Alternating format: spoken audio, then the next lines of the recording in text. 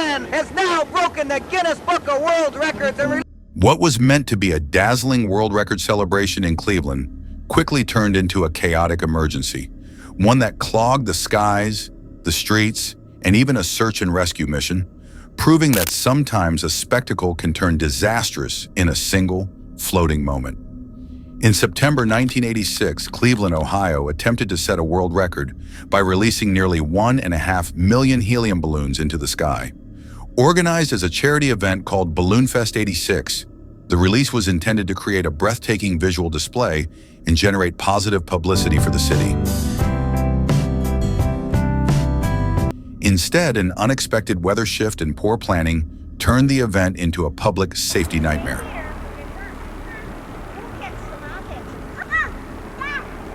What began as a celebration quickly spiraled into property damage, injuries, and complications in a critical rescue operation on Lake Erie. The planning for Balloon Fest '86 began as a bold publicity move for both Cleveland and the United Way. At the time, Cleveland was working to shed its reputation as a declining industrial city. A large, colorful, joyful event in Public Square seemed like the perfect opportunity to showcase optimism and civic pride. The United Way partnered with Balloon Art by Treb, a Los Angeles-based company known for large-scale balloon displays.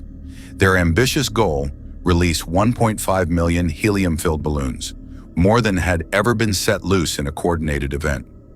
In the days leading up to the release, volunteers, many of them local students, worked inside a massive 3-story structure covered in a giant mesh net. The net was erected directly in Public Square, where crowds gathered to watch the record attempt take shape. Pumps filled thousands of balloons every minute, and volunteers tied them off and allowed them to gather beneath the giant mesh canopy. The scene was festive and exciting. The organizers even sold sponsorships for individual balloons as a fundraising strategy. On the morning of September 27th, the giant mesh balloon container bulged like a colorful cloud pressing against its restraints. But even before the release, concerns grew. Weather forecasts warned of a cold front moving toward the city, carrying rain and wind. Typically, balloon release events rely on stable, predictable weather. A sudden drop in temperature can cause helium-filled balloons to fall prematurely instead of rising to safe heights. Rain can also weigh balloons down, pushing them toward the ground. Despite these warnings, organizers decided to go forward with the event, worried that postponing would jeopardize the crowds, promotional value, and media coverage. When the release finally occurred, it was visually spectacular, at least for a moment.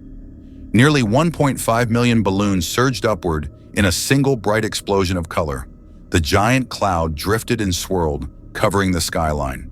People in downtown Cleveland cheered as balloons filled the air, briefly forming a vibrant, dreamlike display that looked almost surreal. However, the beauty lasted only minutes.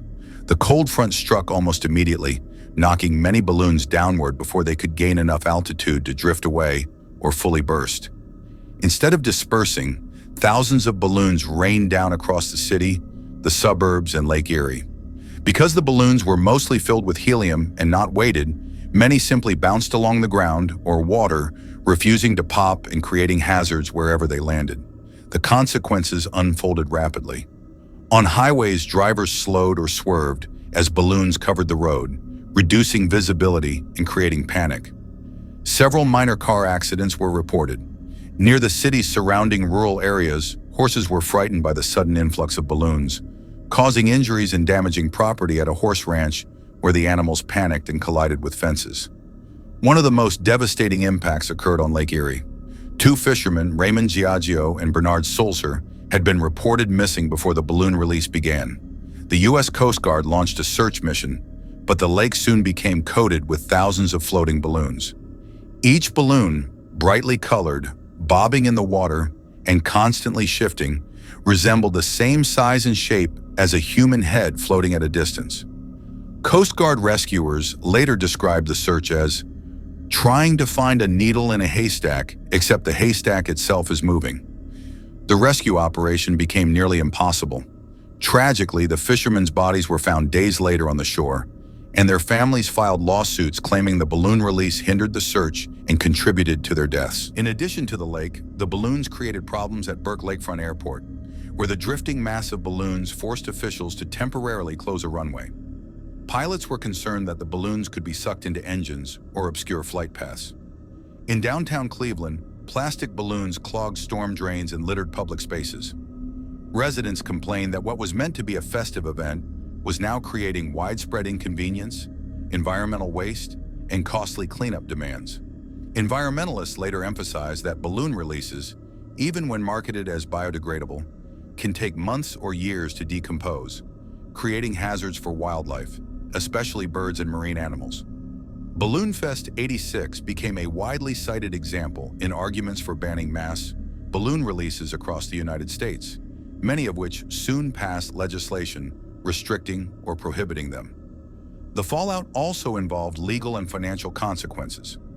Several lawsuits were filed against the United Way and the organizers, including claims for property damage, injury, and the wrongful death lawsuit from the families of the fishermen. Cleanup expenses continued for months as balloons washed ashore in Canada and other areas around Lake Erie. The event, once intended to symbolize hope and generosity, was transformed into a national embarrassment and a case study in poor event planning.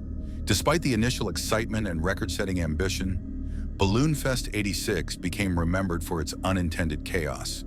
Instead of floating away harmlessly, the balloons returned to the city and lake like a wave of colorful debris, an example of how a single decision, made without deeply considering environmental and safety implications, can trigger consequences far more serious than anyone anticipated. The 1986 Cleveland balloon disaster is often remembered as a cautionary tale about how good intentions and grand spectacle can lead to unintended harm. Balloon Fest '86 remains a striking example of the importance of environmental awareness, risk planning, and respect for nature's unpredictability. The event's legacy endures not as a record-breaking triumph, but as a reminder that even celebrations must be grounded in responsibility.